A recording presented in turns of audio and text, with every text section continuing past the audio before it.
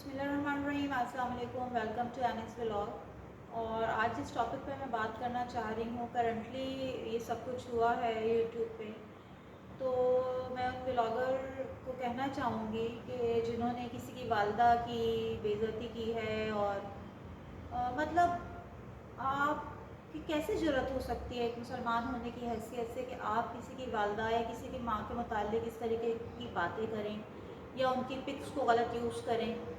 मतलब यही बात आप अपनी माँ पे रख के सोचो ना कि कोई आपकी वालदा के लिए ऐसा करे तो आपको कैसा महसूस होगा। और वैसे तो आप इतने दुपट्टे वगैरह लपेट के मजहबी बन के आती हैं, तो क्या आप अगर इतनी मजहबी हैं तो आपको ज़ेब देता है कि आप किसी की माँ के लिए इस किस्म की हरकतें करें और किसी की दिल आज़ारी करें। सिर्फ यही थोड़ी है कि आपके बाल नज़र आएंगे तो आपको गुनाह होगा, जो आपने ढक लिया तो आप नेक हो गई।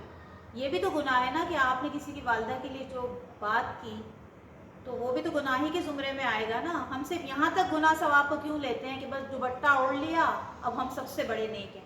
तो जो आप दूसरे की वालदा पे कीचड़ उछाल रही हैं, तो आपको ये ज़ेब नहीं देता अगर आप इतनी अपने आप को मजहबी कहलवाती हैं। आप कहती हैं कि जी मैं इस शहर में भी अपने आप को ढक छुप के घूम रही हूँ, लेकिन मैं भर भर के दूसरों की वालदा पे कीचड़ उछाल रही हूँ।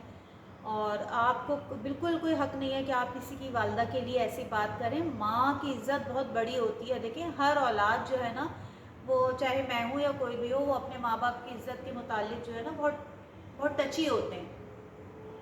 तो जो आपने उनकी वालदा के लिए बात की, तो मैं दुख मुझे भी हुआ है। देखिए, मेरी भी वालदा है और वो हयात नहीं है। अगर उनके लिए भी कोई बात करता तो शायद मुझे भी गुस्सा आता, मैं भी रिएक्ट करती, मैं भी बातें करती। तो आपको यूट्यूब पे आप अगर इतनी मजबी हैं, आप कहती हैं, आप बार बार कहती हैं जी हम तो ढक छुप के आते हैं, ढक छुप, तो फिर आप यूट्यूब पे हैं क्यों? आप यूट्यूब पे दूसरों की माओं पे कीचड़ उछालने के लिए बैठी हुई हैं। आप इतनी मजहबी हैं तो यूट्यूब तो दुनियादारी का काम है, ये तो दुनिया का काम है। आप छोड़ दें ना यूट्यूब को, काइंडली आप छोड़ दें। आप अगर इतनी मजहबी हैं तो फिर मजहबी लोगों का यहाँ क्या काम?